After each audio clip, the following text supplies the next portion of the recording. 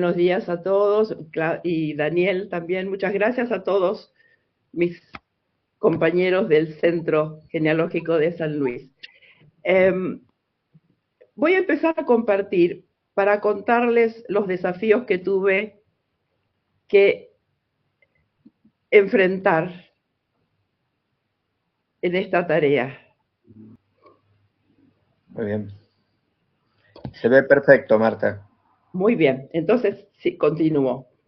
El desafío más importante que encontré fue la cantidad de distintos nombres, distintas formas de escribir el apellido. Eso no es tan difícil porque lo hemos encontrado en muchos casos.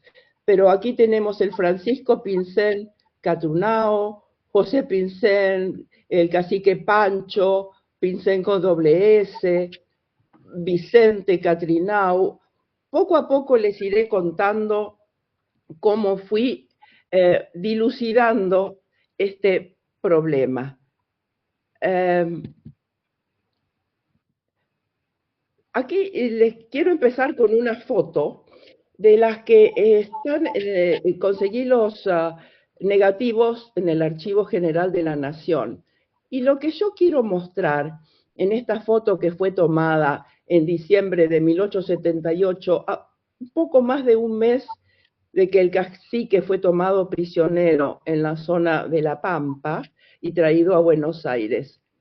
No se nota mucho, pero los rasgos de él son de una persona que por lo menos es mestiza, no es indígena pura, y como el que tiene interés en averiguar un poquito más, en la página del Centro de Estudios Genealógicos de San Luis se encuentra mi trabajo sobre la historia y genealogía del cacique, y allí pongo su foto junto con el cacique Namuncurá y el cacique Coliqueo, y realmente se nota una diferencia muy grande.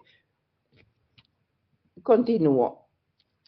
Este es la primer documento oficial, digamos, que consigo del cacique. Es el acta de bautismo en la parroquia Nuestra Señora del Carmen de la isla Martín García.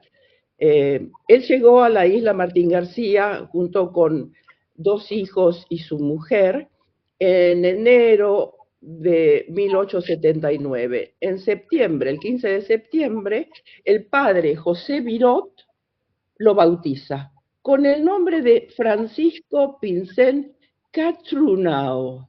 Es la única vez donde yo encuentro el apellido escrito con TH. Esa forma de escribir en español algunos apellidos indígenas, la T, la H, y a veces ponían una R, era para significar un sonido que no existe en el español, que es el tr, que suena mucho en algunos lugares de Chile, cuando dicen trabajo o cuatro, y a veces más débil en la provincia de Buenos Aires, en el sur de la provincia de Buenos Aires, he escuchado ese sonido. Pero es la única vez donde escriben el apellido del cacique con el TH. Y esto es un poco porque he visto que los sacerdotes tratan de copiar fielmente lo que ellos escuchan, sobre todo los apellidos y los nombres indígenas, cosa que resulta difícil. Bueno, en esta acta, el padre Virot le calcula al cacique 55 años. Y el cacique dice que sus padres son Ayapán y Amuipán. Antes quisiera decirles que el Katsurao es, la traducción sería el que cortó el jaguar. ¿Por qué? Nao, que es la parte final del apellido y significa el linaje al que pertenece esa persona, es el animal totémico, el nahuel, que es el jaguar, pero que a veces los españoles lo traducían como tigre. Como en esta zona no existe tigre, es el jaguar. Y el catri es en mapuche el que corta, el cortó. Y entonces, Catru Nao es el que cortó el tigre, el que cazó el tigre. Y déjenme aquí también hacerles un, un recortecito para contarles que para los indígenas el primer nombre no era importante. El nombre que significaba el linaje sí era importante y recién se lo ponían cuando los sabios de la tribu encontraban ese,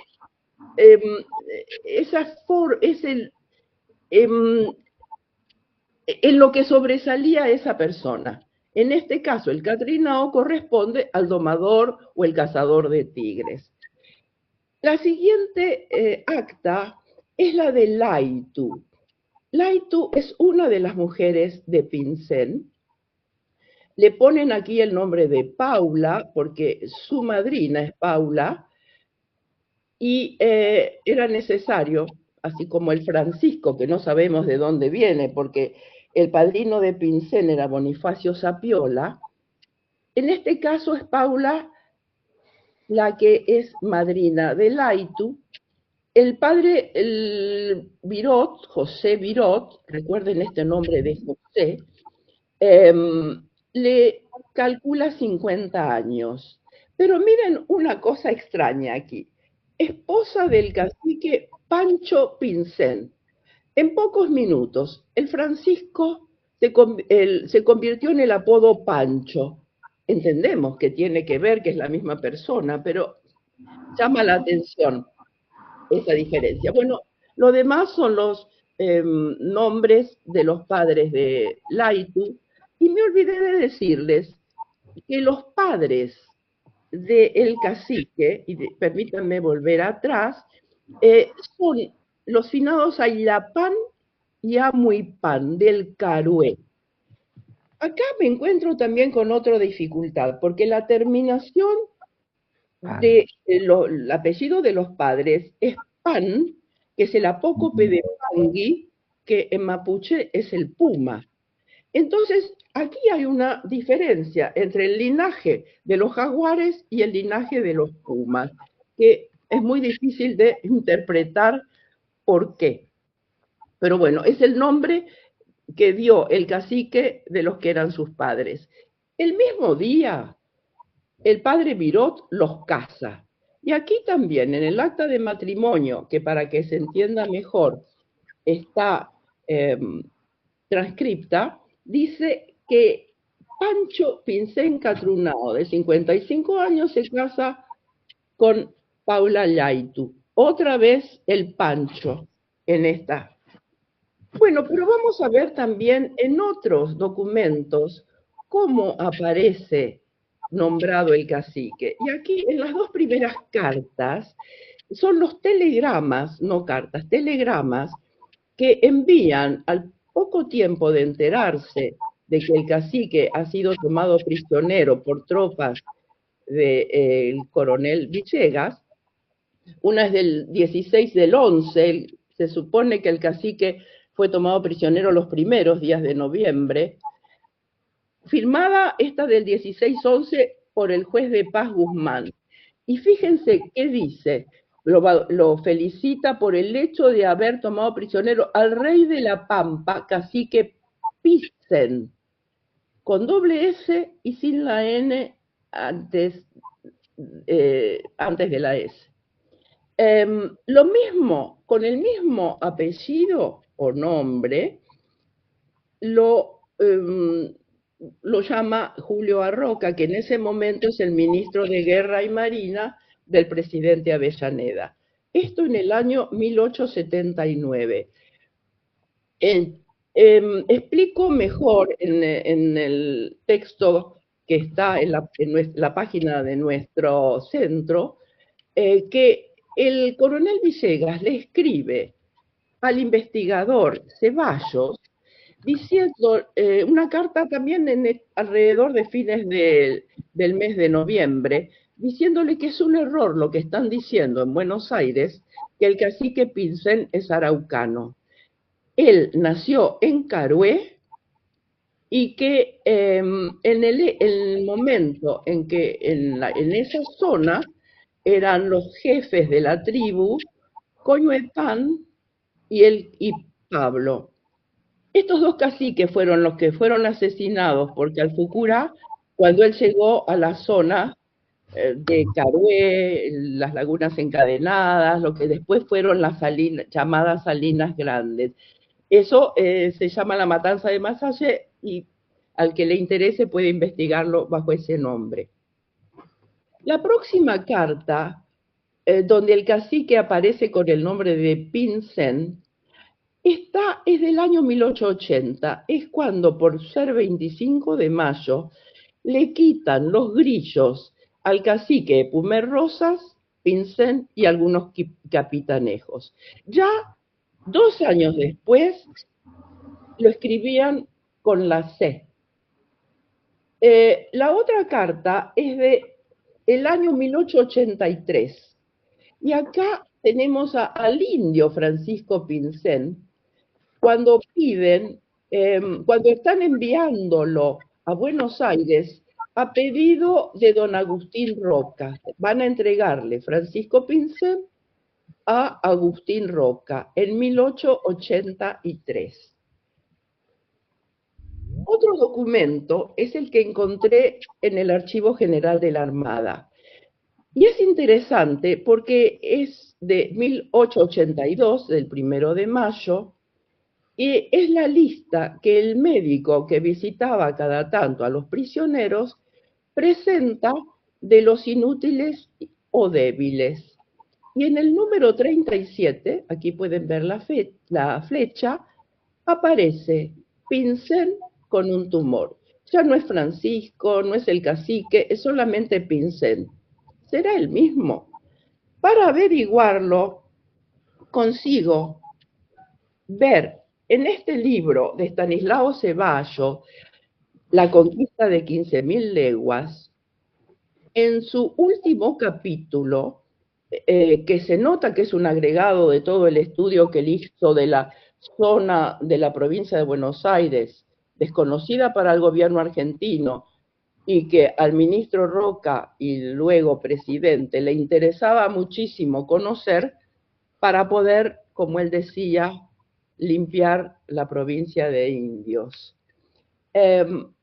Y aquí lo interesante es que él dice, él acá escribe Pinsen con TH.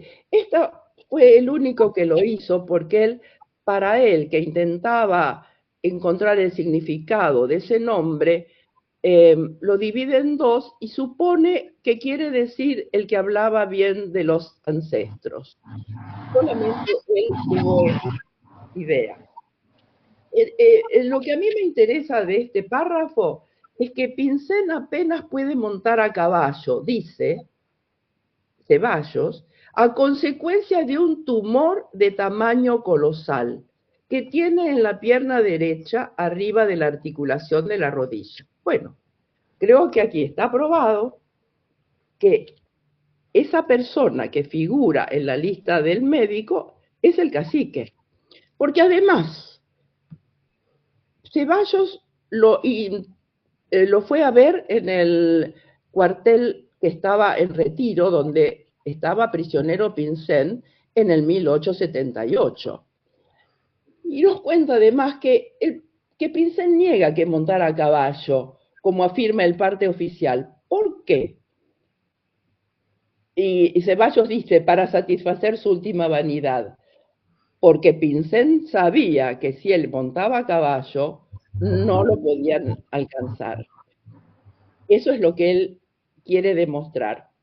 Y también es interesante cuando él le pregunta, siendo tú tan valiente y hombre gaucho, ¿te dejaste tomar dormido? Y el cacique le dice, porque a todo hombre le llega su hora. Interesante, ¿no? Bueno, tuve una gran ayuda cuando conocí a Juan José Esteves. Me lo recomendó Ana Guer, una profesora, cuando yo estaba terminando la carrera y estaba haciendo un estudio etnográfico sobre este cacique. Era necesario que yo conociera a un descendiente y que fuera hacia atrás para encontrar la figura de un personaje indígena. Y así conocí a Luis Eduardo Pinsent. Bueno, volviendo a Juan José Esteves, él publica su libro en diciembre de 1991. Antes habíamos tenido algunas entrevistas y con él encuentro muchísima información, y desde ese momento no solo nos hicimos amigos, sino que compartimos junto también a Luis Eduardo Pinsent, que mencioné antes, el tataranieto del cacique, toda la información que encontrábamos, que era muy poca en esos años, en el 91. En el libro de Juanjo Esteves encuentro esta mención del periodista Antonio del Valle, que evidentemente en el año 1926 escribe sus memorias, recordando el pasado. Y él ahí dice: se ha dicho que Pinsent era cristiano, nacido en Renca, provincia de San Luis, que en una invasión por esos parajes los indios hicieron o tomaron muchos cautivos, entre los cuales una señora con un niño de 3 años, el que se crió en los toldos de los invasores, resultando después el temible cacique. Se cree que su verdadero nombre de pila era Vicente Rodríguez, aunque hasta hoy no se haya podido confirmar ese dicho o versión. Realmente imposible encontrar un fundamento. He buscado muchísimo partidas de nacimiento en los primeros años del 1800 en la zona de Renca, y bueno, no he podido encontrar este Vicente Rodríguez. Pero seguía con la idea de saber qué quería decir, qué significaba el nombre de Pinsent. Por eso escribí al profesor Rodolfo Casamiquela, experto en los tehuelche, sobre todo. Luis Eduardo Pinsent decía que su cultura era mapuche tehuelche. Casamiquela, que había nacido en Ingeniero Jacobasi en Río Negro, desde muy chico conocía a muchísimos descendientes de tehuelche y le interesó aprender la lengua y tratar de entender los apellidos. Él me dice que Pichen es el nombre de un ave acuática que le dan los tehuelches a la gazareta, pero que no figura ese animal dentro de la lista de los linajes araucanos, era como se llamaba antes a los tehuelches. Y además que no tenía el adjetivo que suelen tener los nombres totémicos, porque siempre tienen el nombre de un animal o un elemento de la naturaleza, pero con un adjetivo grande, azul, rojo. Pero es muy interesante lo que me dice al final.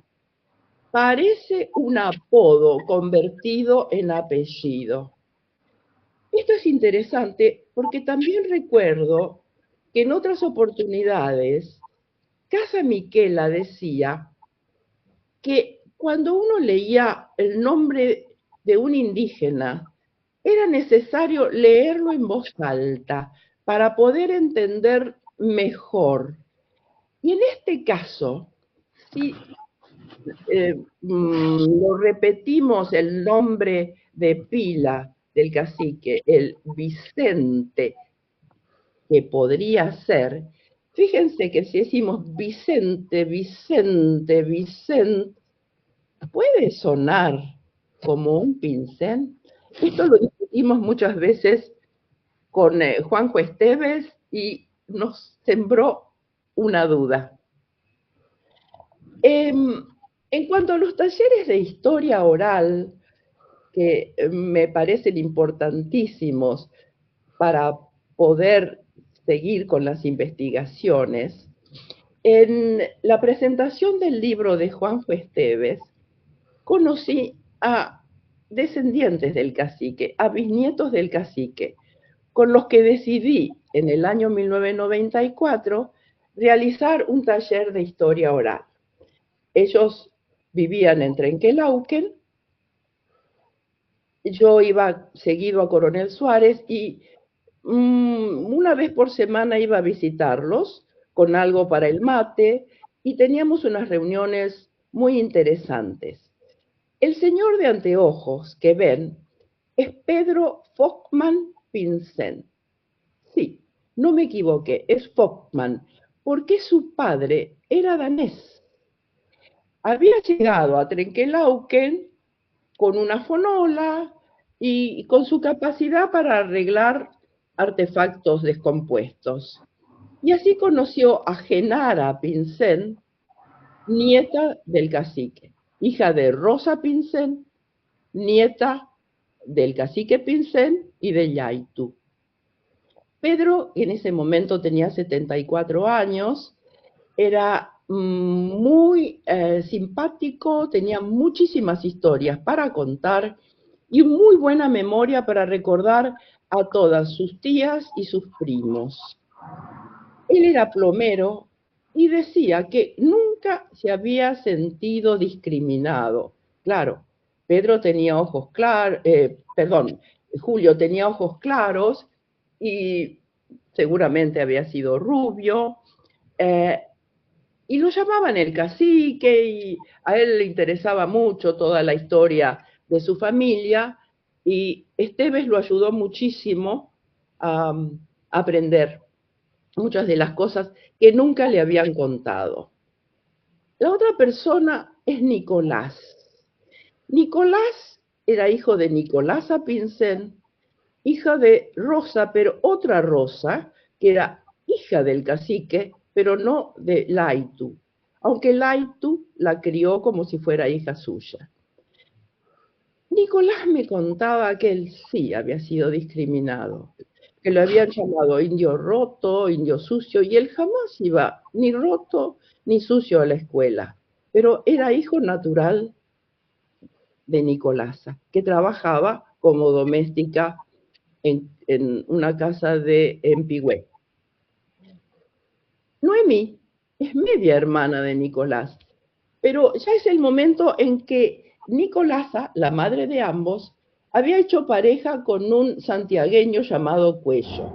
Entonces, Noemí es Cuello Pinsen. No sufrió discriminación, trabajaba como doméstica en la casa de José Mayo, el farmacéutico de Trenquelauquen. Además, Mayo estaba estudiando la figura del coronel Villegas, quería escribir una biografía. Él ayudó con muchísima información a Esteves, y la venganza que me contaba Noemí, que tenía cuando le contaba el farmacéutico Mayo algo sobre Villegas, ella le revolvía, cuando limpiaba el escritorio, le revolvía los papeles a Mayo. Este esquema muestra un poco lo que yo saqué en conclusión sobre la familia del cacique Yaitu en este caso, que es el nombre completo, y Rosa Pinsen. Y aquí tenemos a lo que ellos me contaban que eran sus tíos. Me gustaría que prestaran atención a los nombres. Martina Pinsen, Pascual Pinsen, Fernando Mancilla. ¿Por qué? Los primos me contaban que el tío Fernando, cuando tuvo que inscribirse para hacer el servicio militar, ya no puso su nombre Pinsen, sino que puso su apellido Mancilla.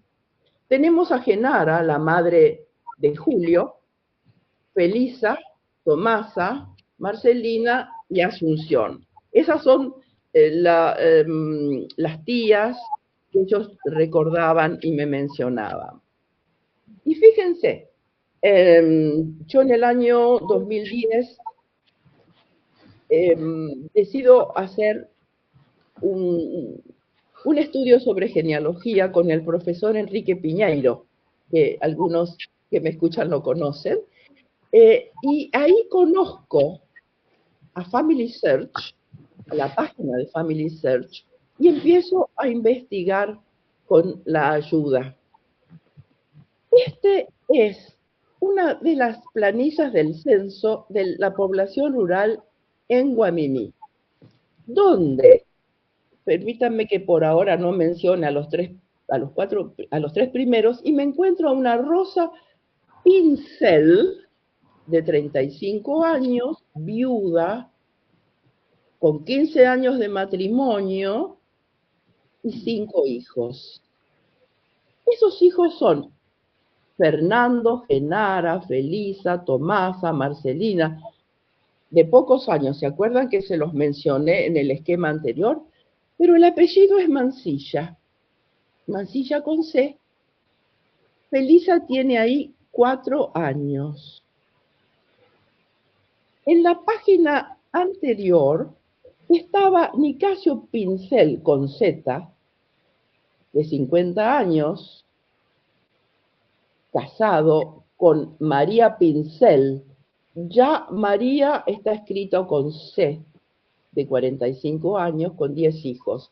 Y esos hijos eran Pedro Silvano, vuelvo a la página anterior, y, perdón,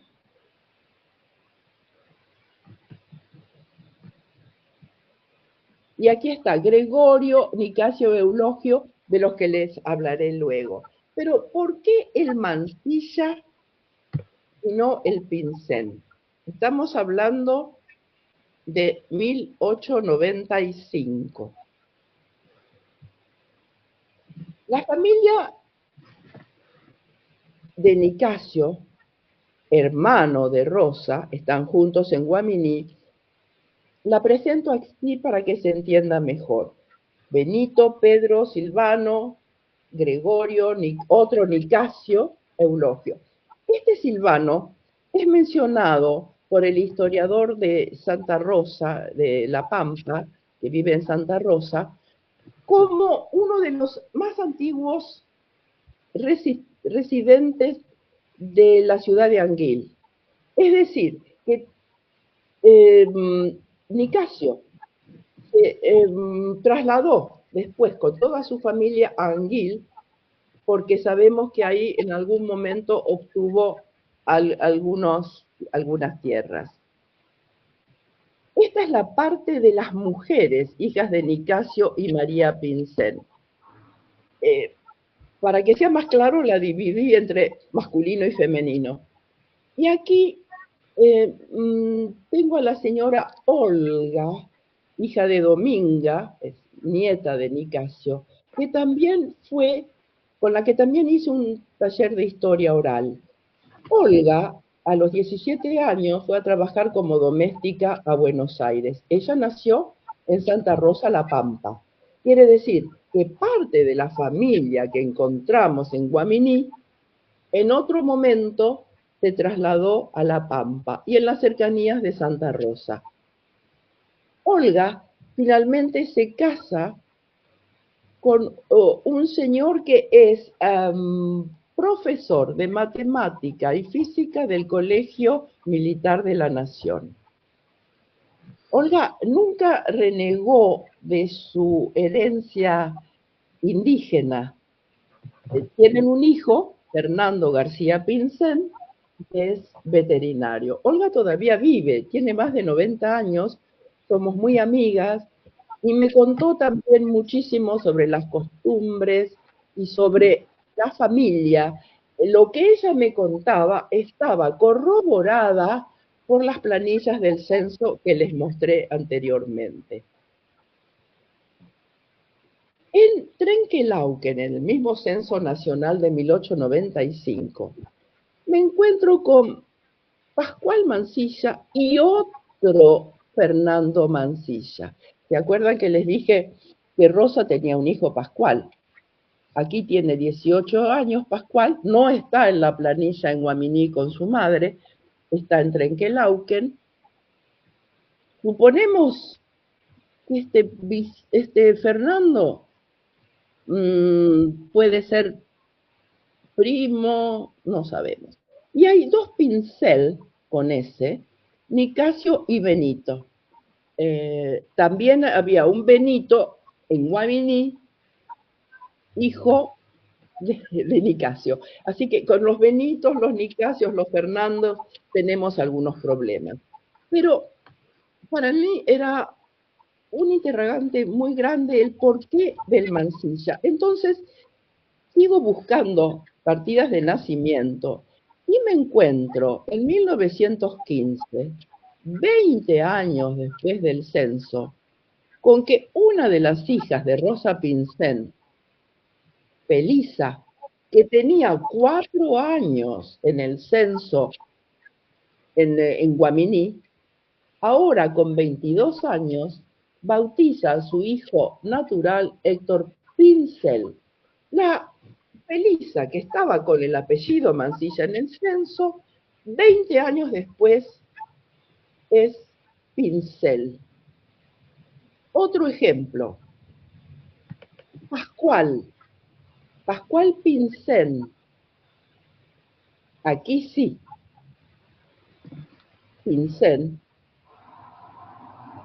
en el censo estaba con el apellido Mansilla.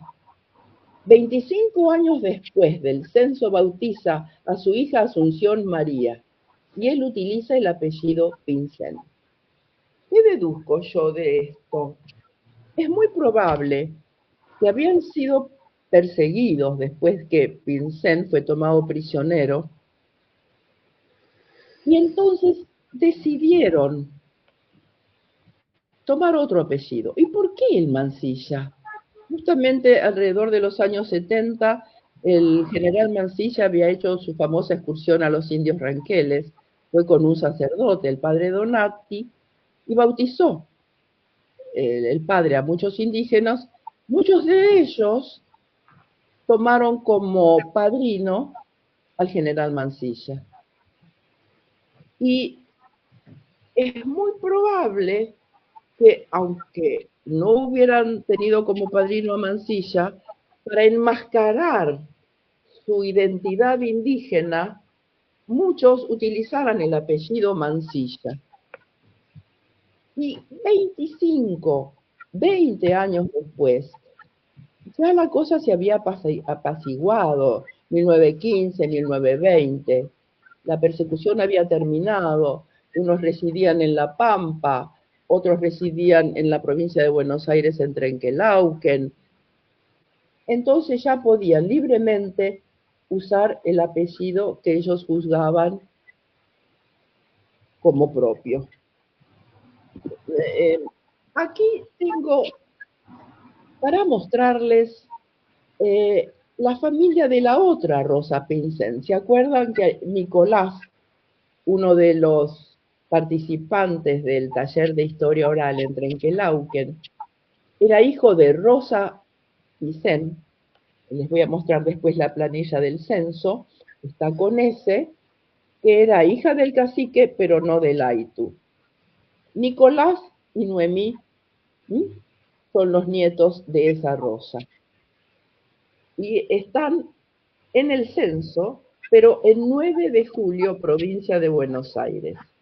Y esta es la planilla del censo, donde está Rosa, con 40 años, con 2 hijos, dice soltera, y en la planilla siguiente están sus otros hijos. Y un Rufino Varela, que en algunos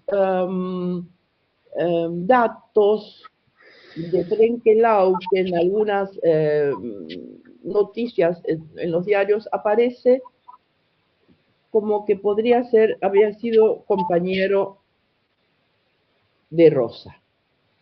Bueno, aquí me encuentro con el Vicente Catrinau y Piseña.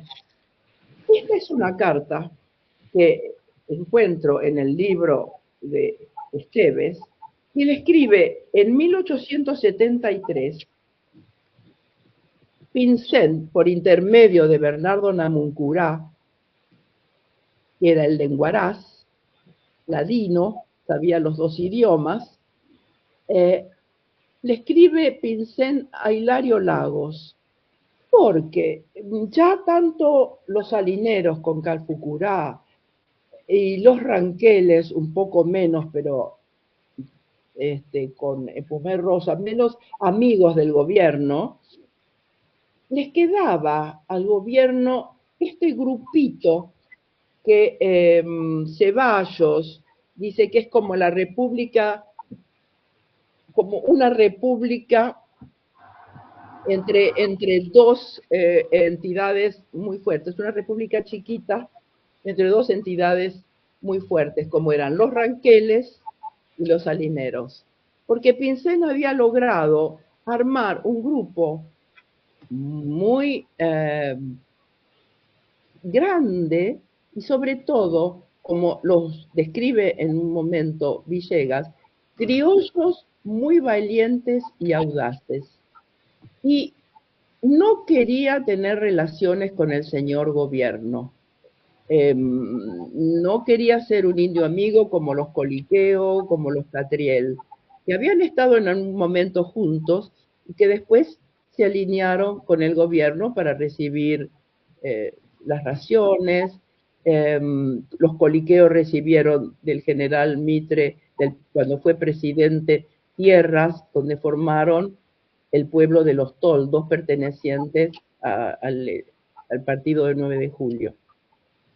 En esta carta que él le escribe a Hilario Lagos, le dice que le va a firmar los tratados para que no viva en desconfianza, pero él pide, solamente busqué un pequeño párrafo, les pide que le devuelva a las familias que tienen como rehenes la gente del ejército. Y firma Vicente Catrinau y Pinsent. Otra vez el Vicente. ¿Por qué con B larga? Bueno, comenta Juanjo Esteves que siempre que Bernardo Namuncurá escribía cartas de otros caciques, siempre utilizaba la B larga, nunca la B corta cuando tenía que hacerlo. Otra ayuda grande que tuve fue la del padre Meinrado Hughes. El padre Meinrado Hughes llegó a la Argentina en el año 48, 1948, desde Suiza, con un grupo de monjes para fundar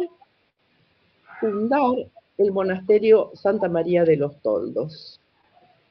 Y le interesó saber que había en los Toldos los descendientes de un cacique, del cacique Coliqueo, y quiso saber sobre su cultura. Ellos le dijeron que no sabían nada. Entonces él dijo, bueno, no saben nada, yo les voy a contar.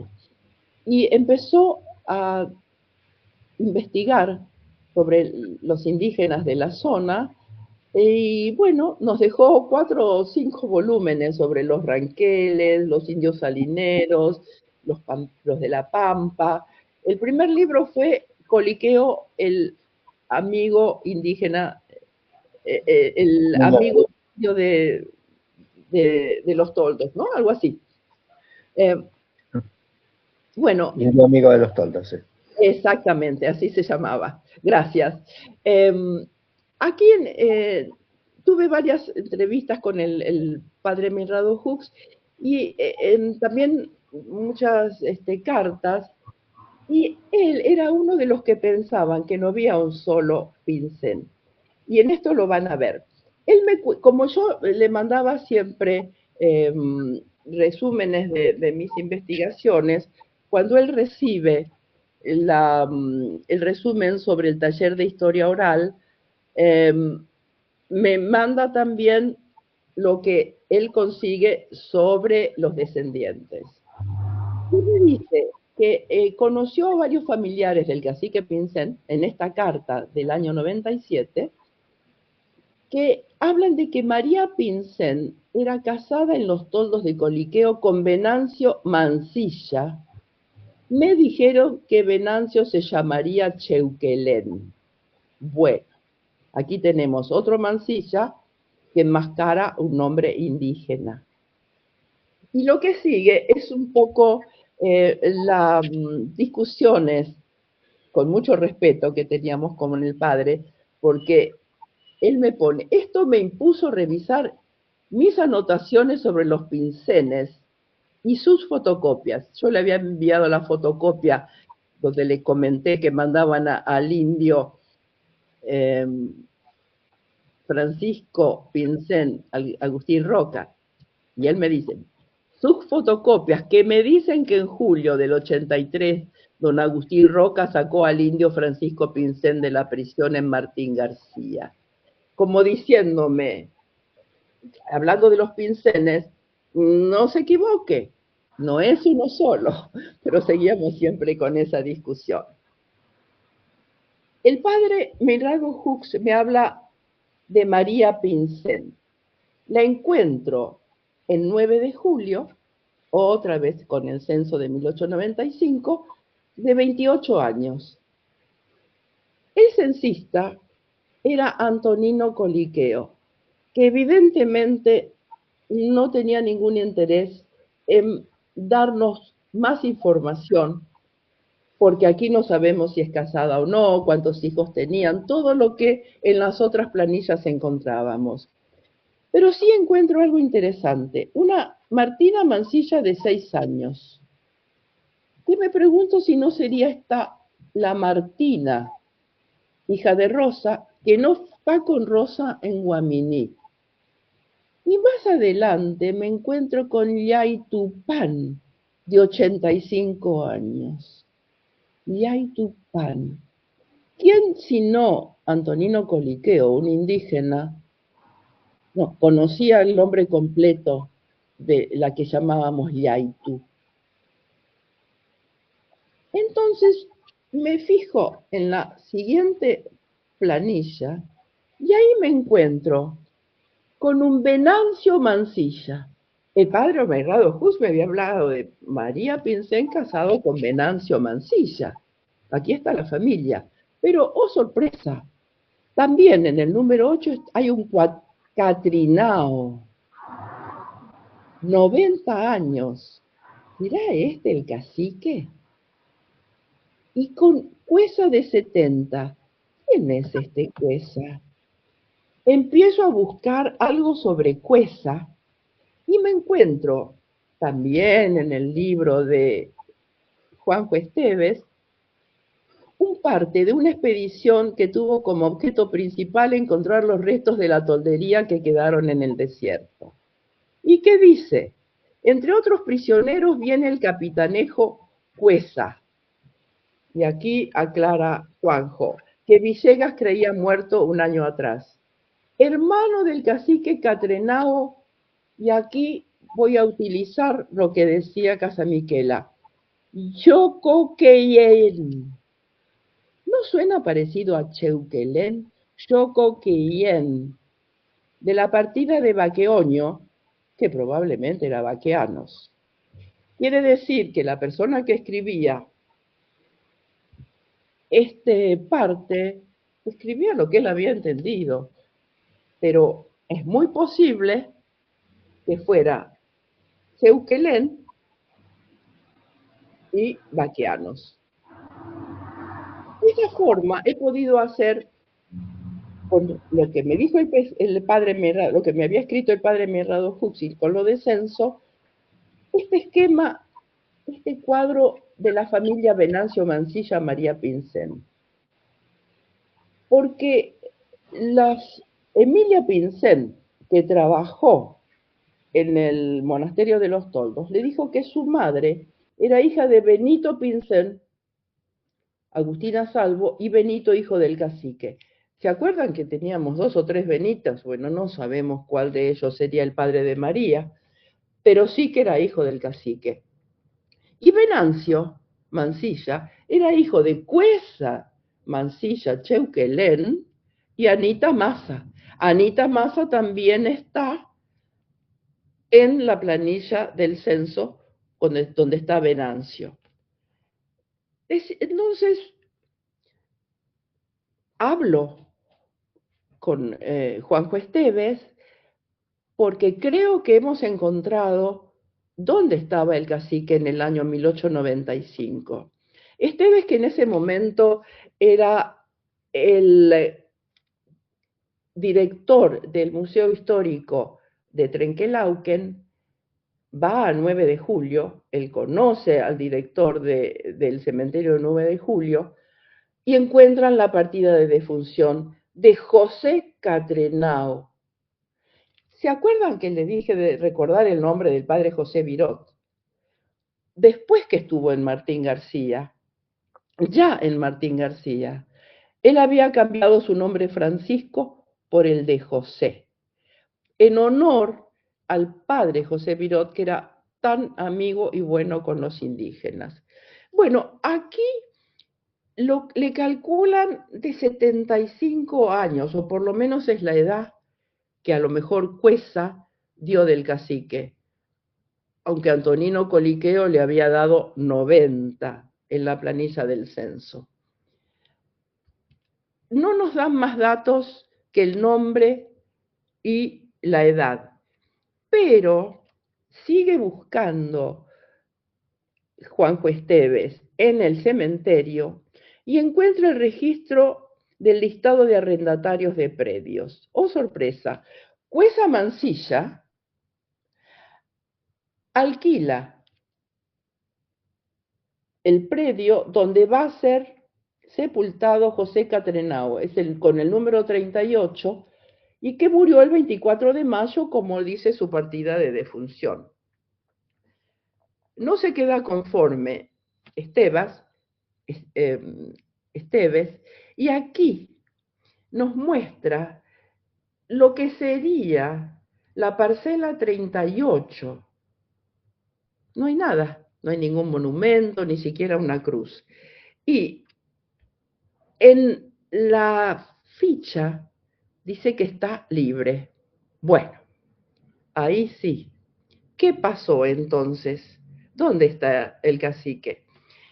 En su libro nos cuenta Esteves uno de los testimonios que había recibido de hijos de Martina Pincén, de Cheuquelén, porque después Martina se casó, después de haber tenido varios hijos, se casó con un Cheuquelén. Dice que le contó a sus hijos que vino un chasque de los toldos y les dijo que el cacique había muerto, que se hizo un velatorio a la usanza indígena y después al cadáver se lo llevaron los blancos. Y Martina dice, no sabemos dónde.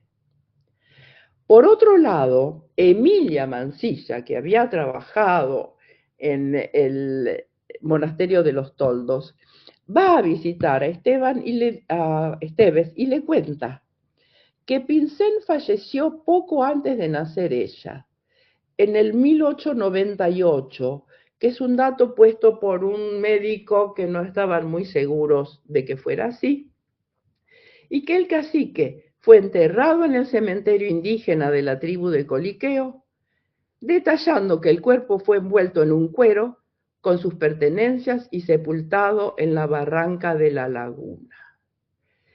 Era la forma en que se hacían los enterramientos indígenas.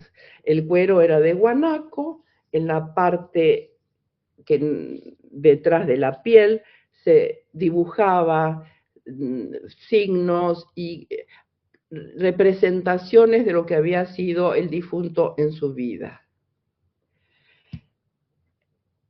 En la laguna La Azotea, en Los Toldos, a orillas de la laguna La Azotea, está el cementerio de los Coliqueos, cementerio indígena de los Coliqueos.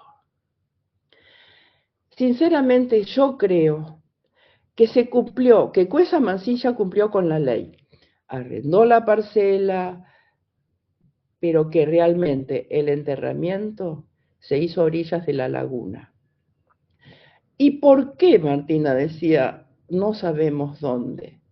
Tal vez ella sí lo sabía, pero no lo quería decir. Porque no olvidaban que habían sido excavadas tumbas restos llevados a museos, expuestos en los museos, cosa que por suerte ha terminado. Se han devuelto muchísimos restos a las comunidades, pero en los museos todavía existen algunos NN. Saben de qué zona eran, pero no saben a quién pertenecían. Se están haciendo muchos esfuerzos para poder enterrar esos restos a la manera indígena, según su cultura, como se merecen. Bueno, estos fueron los desafíos que se me presentaron. Y pude superarlos con la historia oral, la revisión crítica de los documentos, perseverancia, como tienen todos ustedes, porque hay mucha dispersión en las fuentes y es difícil saber cuáles son verdaderas y cuáles no. Muchísimas gracias por acompañarme. Muchas gracias a vos, Marta, precioso. Precioso, Marta, precioso. excelente. Perdón, Bueno. Claudia.